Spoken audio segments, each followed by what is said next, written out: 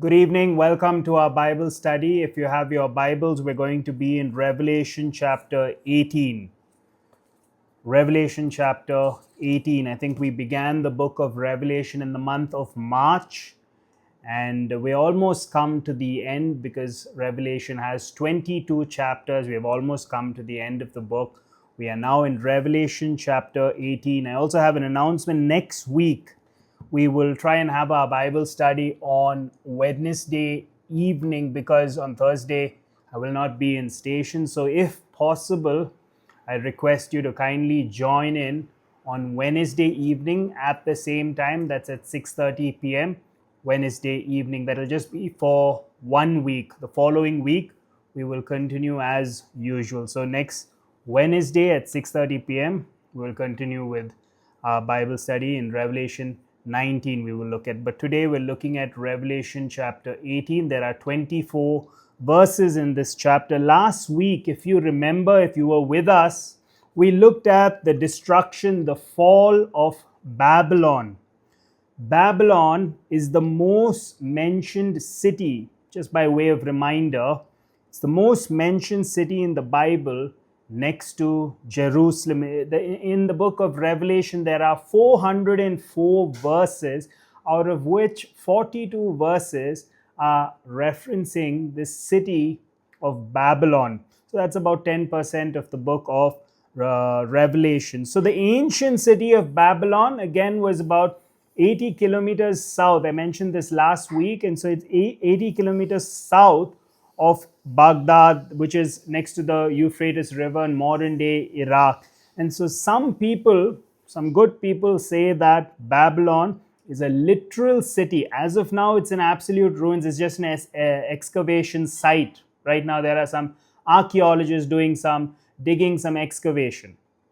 But they're saying many people believe that when Revelation talks about Babylon, it's going to be a literal city that is going to be built up from the ground and then destroyed, then ruined because of the judgment of God. Many people say, how can that happen? It's in ruins.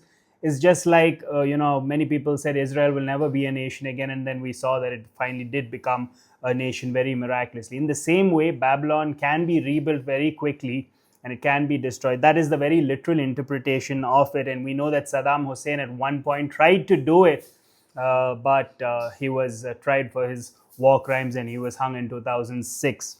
Some people also say that John, Apostle John, who was writing the book of Revelation, uses Babylon as a code word for Rome based on Revelation chapter 17, where it says, the great harlot was sitting upon the city with 7 mountains or 7 hills. And they say that the city, according to all the poets, ancient poets, the city with 7 hills, 7 mountains is Rome, and therefore John doesn't want to use that word Rome. He uses the word Babylon as a code word for Rome. And some people say the best interpretation is a symbolic interpretation. And so good people take different interpretations. So I have said this quite a few times in the book of Revelation. What I mean by that is that many times I've said that some people take this interpretation, some people take a more literal view, some people say this is symbolic, and we can't be sure about this. So you probably have heard me say that quite a few times in the book of Revelation. And sometimes when you try to study Revelation very thoroughly and you aim to be an expert in Revelation and try to decode and figure out everything, sometimes it can be discouraging because you just stumble upon all the different interpretations, all the ways some things can be understood or taken, and you're wondering and you're scratching your head, should I take that literally? Does this point to this? Is this nuclear weapons, or is it there are so many questions that arise when you try and carefully study Revelation. And at times, as I said, it can be a little bit discouraging. So how to be encouraged as we go through the book of Revelation? The Bible tells us in very clear terms, states very explicitly that there is a crown awaiting all those who love his appearing. That is the appearing of none other than the Lord Jesus Christ. All those who love his appearing, all those who want to study Bible prophecy, there is a reward waiting for them, all those who say, "Come, Lord Jesus, come." So Bible prophecy is not just about what is going to happen in the future, all the different details, but more importantly, it's about who is coming in the future. And that's something that we always have to remember and keep in mind when we study prophecy, when we study books like Daniel, when we study books like Revelation. It is, yes, it gives us a lot of details about what's going to happen, how it's all going to pan out, how it's all going to go down, but it is also about who is coming. So it's not just about the what, it's about the who. And Jesus is coming back, and our eyes should be fixed on Jesus. Some people are too obsessed with the Antichrist and the false prophet and all those things, the mark of the beast. People have spilled so much of ink when it comes to trying to decipher what the mark of the beast is. But we, as I just mentioned, we as Christians, we will be rewarded because we are those who wait expectantly for the appearance, for the revelation of the Lord Jesus. So when studying prophecy, when studying the book of Revelation, we must keep in mind, number one, at the first level, there are many facts that are clear. There are many facts that are explicit. For example, Jesus is coming back. We're going to see that in the next chapter, the second coming of Jesus. Jesus is coming back. That God is going to pour out his wrath on the whole earth. He's going to judge all the evil. We have so many examples of evil and injustice right now. World is in absolute chaos. God is going to judge all those things. And we, as believers, look forward to the righteous judge coming and meting out justice and ensuring that all kinds of evil are punished. All the evildoers are put in their proper place and get what they deserve. So the facts are very clear. God's wrath is coming, judgment is coming, Jesus is coming back for his people, Jesus is coming back with his church, and we know there is going to be something called as Babylon. I just told you the different interpretations, but we know for a fact there is something called Babylon. The second level, so the first level are the clear, explicit facts. We know certain things to be absolutely true. We all hold the same position. There's no ambiguity. There's no confusion. There's no room for misinterpretation. But then the second level is the interpretations, the different interpretations that you and me may take, regardless. Timing of rapture. Maybe you take a literal interpretation of Babylon. Maybe I'll take a symbolic interpretation. Maybe you look at certain things. When the seal judgments, you say this here, this is talking about nuclear weapons. But then somebody may say, no, it's talking about more. It should be more literal. You can't just you bring that into the text. So you see, it's a matter of interpretation of the facts, and you would have seen a lot of that as we went through the different judgments, the seal judgments, the trumpet judgments, the bowl judgments. So again, even Babylon, what interpretation? Is it literal? Is it Rome? Is it symbolic? So beyond this, there's another level which is absolute speculation, where we absolutely cannot know. So the question we have to ask ourselves is, what do we know about Babylon for sure? And you can consider this to be a summary of chapter 17 and 18. Just a few facts. What do we know for sure? What is that first level that I mentioned, where we can be absolutely certain? What are some of the things we can be certain about in regards to Babylon?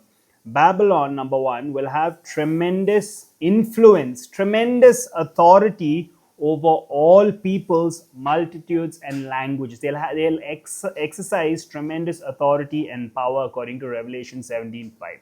Number two, Babylon will be a promotion of false religion and heresy. It will be a promotion of false religion and heresy, and it will be steeped in blasphemy, according to Revelation 17:3. Some people say, when they read that verse, Revelation 17:3, they say, okay, Babylon represents the Roman Catholic Church. I believe it's much bigger than that, although there may be some people, maybe an amalgamation of different kinds of false religions at the end time to form one world religion. Number three, Babylon will kill true followers of the Lord Jesus Christ, according to Revelation 17:6. There will be a lot of martyrs when this religious system takes over, when this economic system takes over. So number four is Babylon will have the system, and the people who are in power and the people who head this religious system, this organization, will have a lot of wealth, a lot of power. There will be a lot of opulence. and they'll be very extravagant according to Revelation 18:7, which we'll see today a little bit later. Number 5, Babylon will lead people astray, will lead people into corruption. Revelation chapter 18, verse 23. Number 6, Babylon will be associated with 10 kings, that is 10 rulers, 10 people who are governing certain geographical areas in the end times. They will be in association with 10 kings, 10 rulers, and the Antichrist, and the Antichrist, also known as the beast, according to Revelation 17:12 and 13:4 as well. Number 7, during the end times, Babylon will thrive for a season. For a time they will thrive, but then, according to Revelation 17:16, the beast and the 10 kings will conclude that such financial, political, cultural, commercial gain is no longer needed. This is the 10 kings and the Antichrist. They will conclude this kind of this one world government, this one world economic system is no longer needed for our gain, no longer advantageous to us, and so they will get rid of it. They will get rid of it, and they will bring the system to ruin. It will be completely desolate. The fall, the destruction that we have been reading about in both chapter 17 of Revelation and chapter 18 now, the fall of destruction, the destruction of Babylon, the fall of Babylon, is a great and direct result of God's judgment. And God uses evil. He uses the Antichrist and the 10 rulers to judge evil. And so God also uses evil for his purposes. One example that comes to my mind right now is when God sent an evil spirit to torment Saul as an act of judgment. So that means even the evil forces are under the control of God, because God sits above all these forces and he can do whatever he chooses. So, again, I'm reminded of Martin Luther's quote when he said, even the devil is God's devil. And what he means is, even the enemy is under the sway and control of God, and God can use the enemy, the devil, for his purposes. And at the end, in Revelation chapter 19, the kingdoms that Babylon the Great relied on and the beast will wage war with the Lamb, and they will be destroyed. It's really not a battle. I mean, it's very one-sided. It's not like Jesus will be struggling, the Lamb will be struggling. It's one-sided, but they will try. They will try. This is the deception of all these people, of the Antichrist. They will try to wage war with Jesus, but they will be destroyed, completely annihilated, completely obliterated. And we will come to that chapter soon. So what we are to understand, regardless of which view we take, whether Babylon is literal, it's a literal city that's going to be built up, whether it's a code word for Rome, whether it's symbolic, we have to understand that Revelation chapter 17, the one we looked at last week, is talking about a spiritual Babylon. I mentioned that before. Spiritual Babylon is talking about a one world religious system, maybe an amalgamation, maybe some new religion, but it's going to bring all people, the dwellers of the earth, which is a term that's used in Revelation multiple times, going to bring the dwellers of the earth under this one world religion. They'll all come under this umbrella. There'll be a lot of unity when it comes to religious outlook, religious worldviews. There'll be a lot of unity and harmony. And Revelation chapter 18, the one we're looking at today, talks about a commercial Babylon. That is, it'll be a world center of economics and commerce, and there will be so Revelation chapter 18 is one world government, that is political and economic system. There will be a lot of unity, and I'm going to begin now by reading the first 3 verses of chapter 18. You can title it as the Annunciation or the Announcement of Babylon's fall. The first 3 verses of Revelation chapter 18, the announcement that Babylon is going to fall. After this, says John, I saw another angel coming down from heaven, having great authority, and the earth was made bright with his glory. Some people speculate that this is the Lord Jesus. I don't see any reason to believe that it is. It's just another angel who was very majestic, very magnificent, and the whole earth, we're told, was made bright with his glory. And he called out with a mighty voice, Fallen, fallen is Babylon the Great. She has become a dwelling place for demons, a haunt for every unclean spirit, a haunt for every unclean bird, a haunt for every unclean and detestable beast. For all the nations have drunk the wine of the passion of her sexual immorality, and the kings of the earth have committed immorality with her, and the merchants of the earth have grown rich from the power of her luxurious living. So that is the announcement, the annunciation, which is a more formal term, that Babylon is going to fall, that Babylon is going to become desolate, it's going to be utterly destroyed. And so, after these things, that's how he starts. Which things? The things that mention the great harlot being judged by God in the previous chapter. How is the great harlot judged by God? How is that one world religious system judged by God? Through, he uses evil to judge evil through the Antichrist and through the 10 rulers. And so then we're told that this mighty angel comes and makes this announcement: fallen is Babylon the Great. Many people think that why they wonder why it's repeated twice, fallen. Some say because in Revelation 17 that system fell.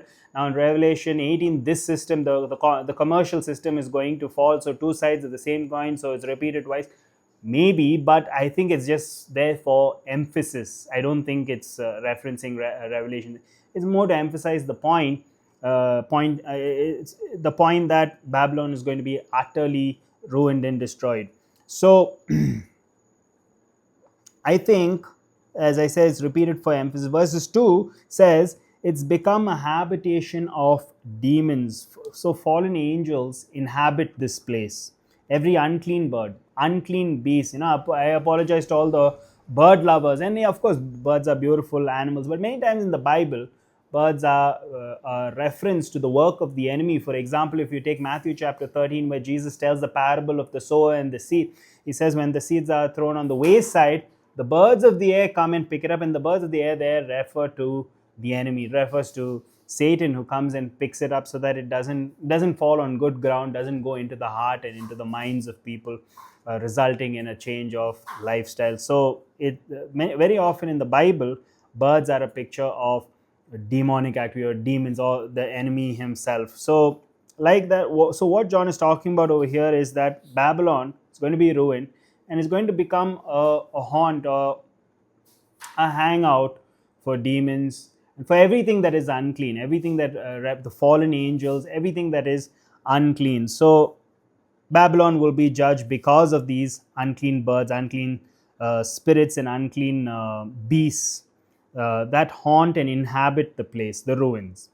And so basically, you can say that it's Satan's house. You can say that it is Satan's center of operations, or Satan's headquarters will be Babylon. And then verse 3 indicates that the nations become intoxicated with materialism and greed. They'll be so, it talks about the kings drinking of the wine, and talks about how they will be so enamored with things that are temporal.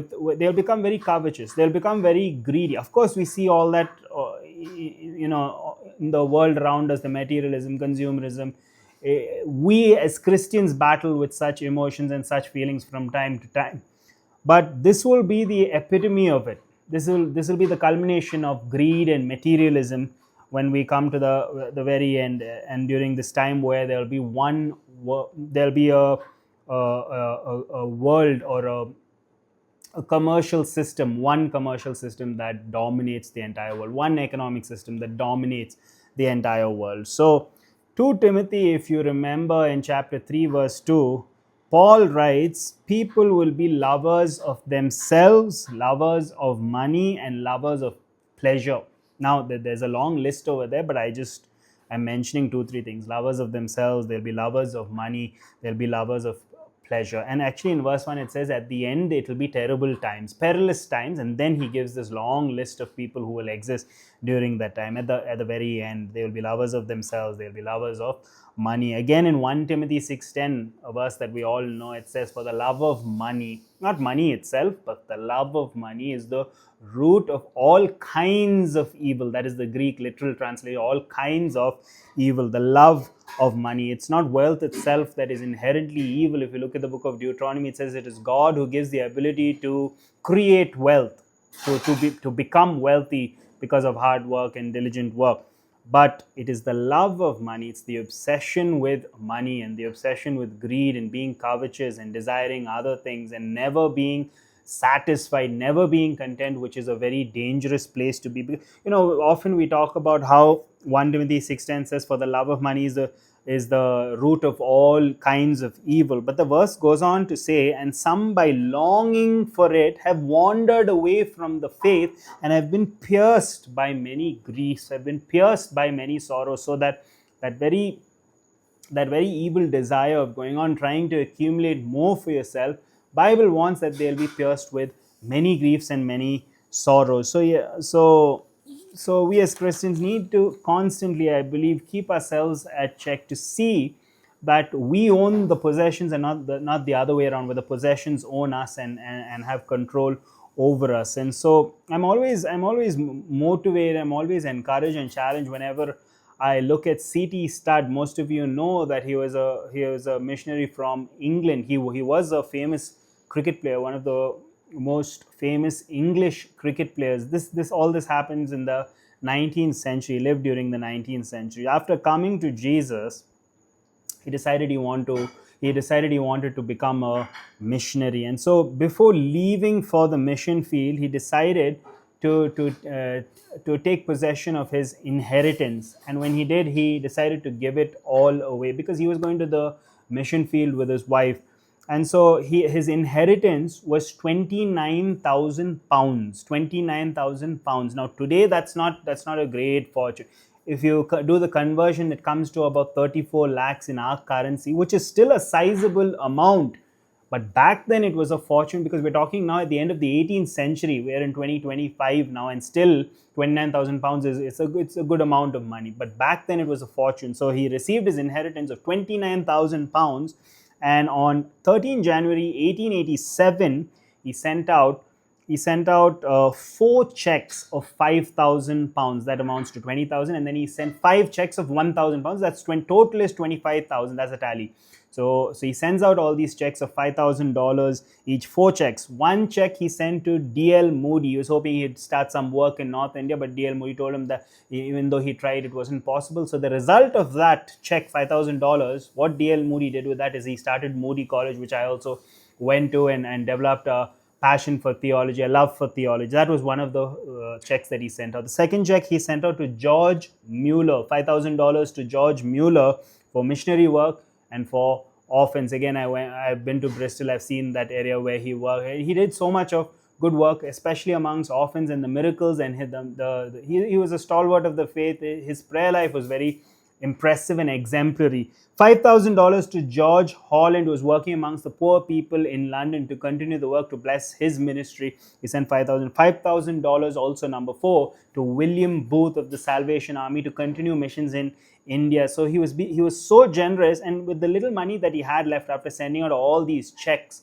$5,000, $1,000, to bless and help a lot of people, encourage them and boost them in the faith. When he got married, he gave the little money that he had, remainder of the money, he gave it as a gift to his wife when he got married. Now, obviously, she was also motivated by his generosity. She also had a kind heart, a good heart. Whatever he gave her as a gift, she also gave it to somebody else, and they both left for the mission field. So I'm always encouraged by the story of Rsvp'D, and you know that Jesus said in Luke chapter 12 verse 48, he said, "To whom much is given, much is expected." And that also includes resources, and that also includes money. Of course, it includes other things like talents and time and all those things. So to whom much is given, much is expected. Let's continue now with verses 4 to 8. We look at the appeal for God's people. We read about the annunciation, the announcement that Babylon is going to fall. Look at the appeal for God's people. "Then I heard," says John, "another voice from heaven." Most probably this is the voice of God. He heard another voice. It says, "Come out of her, my people, lest you take part in her sins," referring to Babylon, the system, whatever, all the corruption, people going astray. There's a call for the people of God, a call of a warning, you can say. Come out of her, an admonition. "Come out of her, my people, lest you take part in her sins, lest you share in her plagues. For her sins are heaped high as the heaven, and God has remembered her iniquities. Pay her back as she herself has paid back others, and repay her double for her deeds. Mix a double portion for her in the cup she mixed. As she glorified herself and lived in luxury, so give her a like measure of torment and mourning. Since in her heart she says, I sit as a queen, I am no widow, and mourning I shall never see. For this reason, her plagues will come to her in a single day, death and mourning and famine, and she will be burned up with fire, for mighty is the Lord who has judged her. So here's the appeal to all of God's people to come out of the Babylonian system and their ideologies and all their corrupt and all the ways in which they indulge in luxury and opulence to a very unholy level, to a point where it was absolutely wanton. You could say it complete something that was excessive. And so again, another voice, as I said, it could be God, and he calls people to be separate. He's calling his people. And I don't believe that this is the church. I believe that these are the people who got saved during the tribulation. He's calling these people to come and not to mix with them. He's calling them to be set apart. He's calling them to be holy, to be separate. You might remember Romans chapter 12 verse 2, where Paul writes, do not be conformed to the patterns of this world, but be transformed by the renewing of your minds. And so, some time ago in revival, I remember showing a small just sharing a small analogy, and I showed a thermometer, and I said that when with the thermometer will show the different degrees in the room. So it is manipulated by its setting and surroundings. It will just tell you what's happening. It will just blend. It will just be manipulated based on the temperature in the room, and that represents people who are molded and shaped by the world. They will respond to what is happening around them, and they will just blend in and be just like the world. That's what the thermometer represents. But then I also took the AC remote, I believe, if I remember right, if memory serves right, the AC remote, and I changed it, and the AC remote represents us as Christians. We dictate. We are not shaped by the world. Whatever temperature you set on the AC remote, that's what the AC will. So we dictate how we live our lives, and we don't blend in with the worldly ways. The thermometer will do that. It will just blend in. It doesn't do anything. It doesn't change anything. It's not salt. It's not light. It doesn't have any impact on the world. It just blends in. But the AC remote, on the other hand, the thermostat, if you will, changes the surrounding temperature. And so there's a call here. There's a call here to the people of God not to blend in, not to be conformed to the patterns of the world, but to be completely transformed, to come out, to be separate, to be holy. And so that is the call that is given over here. And in verse 7, we are told that one of the reasons that God judged Babylon is because of self-glorification, pride, basically. And you might remember I mentioned it a few weeks ago, not directly in revival, but when King Nebuchadnezzar, who was actually the king of Babylon, there's a point where he said, I have built Babylon with my own hands. And it was self-glorification. He was steeped in hubris. He was prideful of his accomplishments. I mean, one of the 7 wonders of the world, the Hanging Gardens, was right there in Babylon. So he's probably thinking he was the pinnacle of his career, the apex of his career. He was very proud of his accomplishments. And he says, I built it with my own hands. And he gloried in himself. That was self-glorification. He was full of pride. And right after that, God struck him with insanity, where he went out to the fields, he went out to the woods, and he grazed like a wild animal. He became like a wild animal. His nails started growing very long. His hair was long, and he was eating the grass for 7 years until he looked up to heaven, and then God restored him. Many people, and it's there, I believe, Daniel chapter 4 is written by him. And so because of his pride, again, Proverbs chapter 16, if I'm not mistaken, it's verse 18, it says, pride goes before a fall, a haughty spirit before destruction. And so the people of Babylon are full of pride, and because of that, they are judged by God. Again, I think James chapter 4, maybe verses 6 or 8, talks about how God opposes the proud but gives grace to the humble. Again, in 1 Peter chapter 5, same thing is repeated, that God opposes. God is in battle array against prideful people. He cannot stand them. They're an abomination to him. But if you want favor, then we have to be. If I want favor and the grace of God to be poured out, lavished upon me, If you want it to be poured out upon you, then we have to be humble, and we will be in a better position to receive his favor. But precisely why Babylon was judged, simply because of their pride. They were not humble. And so number 3 is also we verses 9 to 19, talking about the agony on the earth, the agony that the earth dwellers face because of the fall of Babylon. Verses 9 to 19. And the kings of the earth who committed sexual immorality and lived in luxury with her will weep and wail over her when they see the smoke of her burning. They will stand far off in fear of her torment and say, Alas, alas, you great city, you mighty city Babylon, for in a single hour your judgment has come. And the merchants of the earth weep and mourn for her, since no one buys their cargo anymore, cargo of gold, silver, jewels, pearls, fine linen, purple cloth, silk, scarlet cloth, all kinds of scented wood, all kinds of articles of ivory, all kinds of articles of costly wood, bronze, iron, marble, cinnamon, spice, incense, myrrh, frankincense, wine, oil, fine flour, wheat, cattle, sheep, horses, and chariots, and slaves, that is, human souls. The fruit for which your soul longed has gone from you, and all your delicacies and your splendors are lost to you, never to be found again. This is the cry of the merchants. And then finally the merchants of these wares who gained wealth from her will stand far off in fear of her torment, weeping and mourning aloud. Alas, alas, for the great city that was clothed in fine linen, in purple and scarlet, adorned with gold, with jewels and pearls, for in a single hour all this wealth has been laid waste. And all the shipmasters and seafaring men and sailors and all those whose trade is on the sea stood far off and cried out as they saw the smoke of her burning.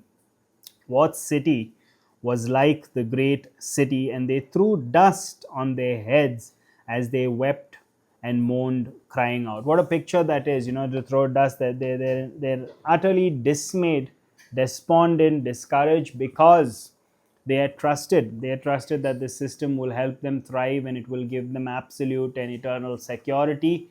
But they are deeply disappointed now, because it was just destroyed. All this destroyed in the judgment of God, just as the book says, in a very short time, in a single hour. We saw 3 groups of earth dwellers, and that term, whenever it's used in Revelation, refers to unbelievers, people who don't put their faith in Jesus. 3 groups we saw over here. First, the kings who are associated with the religious and the commercial system, one world religious, one world commercial system. They weep and they mourn, because they thought they were living in such luxury, in such wantonness, in such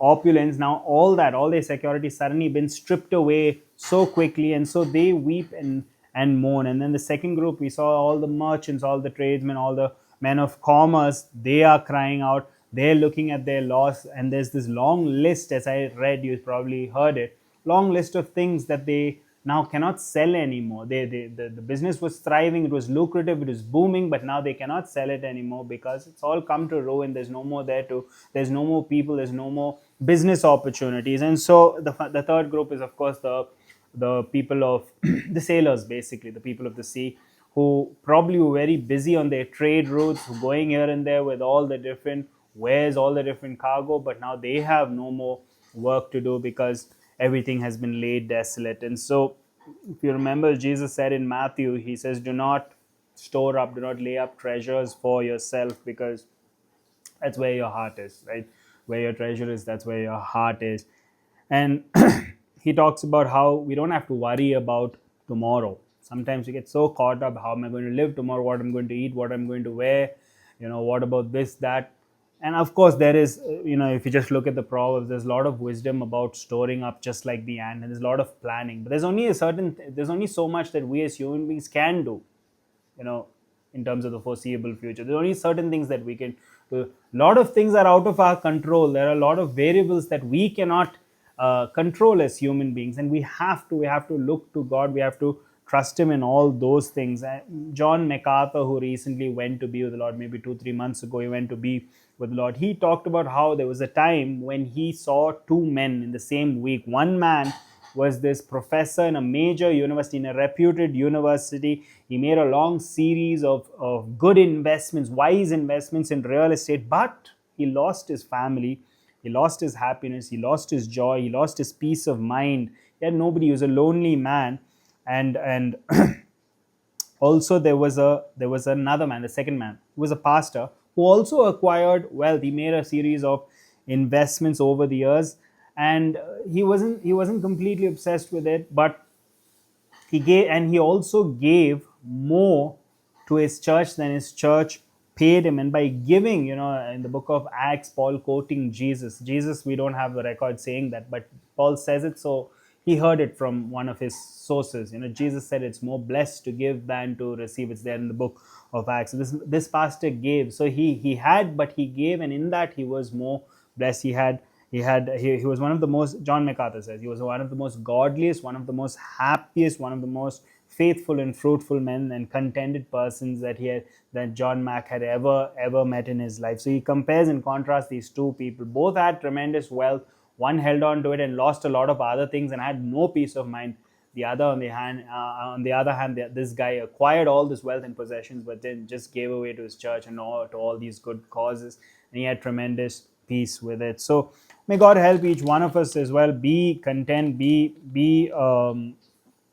content with what we have, and if God has blessed us with a lot, be sensitive to where we can be generous with people and blessing people. So again, when I was going through this chapter, I was reminded of a quote by Corrie ten Boom, and she says, "Look around," and this is so relevant for today, this time that we live in. She says, "Look around and be distressed.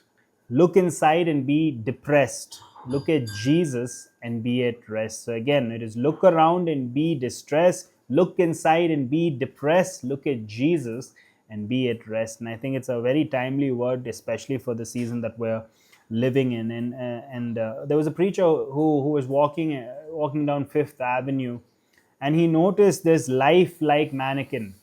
And he went very close to observe the mannequin, and suddenly the mannequin blinked, and he immediately realized, even though she looked very very realistic, she was not a mannequin after all. He thought it was a very realistic looking mannequin, but it wasn't a mannequin. It was in fact a human being. And so as he continued to look whether she'd make any other movements, or he would notice many other people also gathered to, and then they started trying to make the mannequin, or not the mannequin, what looked like the mannequin, laugh, and they started knocking on the window, and they were trying to make gestures at her. But she remained very, very focused, because she was not so interested in pleasing the people on the other side of the glass, but she was interested in pleasing her employer, and her employer gave her a mission and a goal, and that was to advertise something, maybe the piece of clothing that she was wearing. But she was more interested in pleasing him. She knew she had an assignment to carry out. In the same way, as Christians, we have to be more interested in pleasing our master, our employer, and the mission that he's laid out, the calling that he's placed on each one of us. And so we have to set our gaze on him. We have to look to him, and all the things of the earth, as that song says, will grow strangely dim. We need to set our focus on him, as Matthew 6:33 comes to mind. Seek first the kingdom of God, and all these other things will be added unto you. And so that is basically about that's basically a little bit about this this commercial system that we read about. They were so steeped in their material goods and their lucrative gains that they got carried away. They thought there was security in that, but then it all came to nothing. It was all nullified in just a little time, as John says, 1 hour. Everything comes to ruin. And so the final few verses of the chapter, verses 20 to 24, verses 19 actually contrasts the reaction in heaven. If we look at verse 20 says, "Rejoice over her, O heaven, and you saints and apostles and prophets, for God has given judgment for you against her." So this is from heaven's perspective. There's a lot of rejoicing. And then the conclusion to the chapter, "Then a mighty angel took up a stone like a great millstone and threw it into the sea, saying, So Babylon, the great city, will be thrown down with violence and will be no more. Then the sound of harpists and musicians, of flute players and trumpeters will be heard in you no more. And a craftsman of any craft will be found in you no more. And the sound of the mill will be heard no more, and the light of the lamp will shine in you no more, and the voice of the bridegroom and bride will be heard in you no more. For your merchants were the great ones of the earth, and all the nations were deceived by her sorcery. And in her was found the blood of the prophets and saints, and and of all who have been slain on the earth.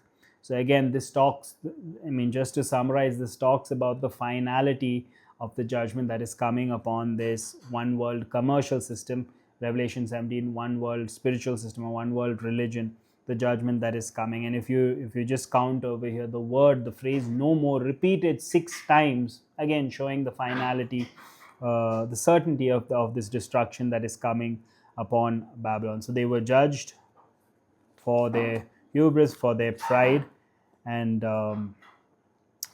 in contrast, there is rejoicing in heaven, because God ensures that justice prevails. So that is Revelation chapter 18, verses 1 to 24. 24 verses we have looked at today.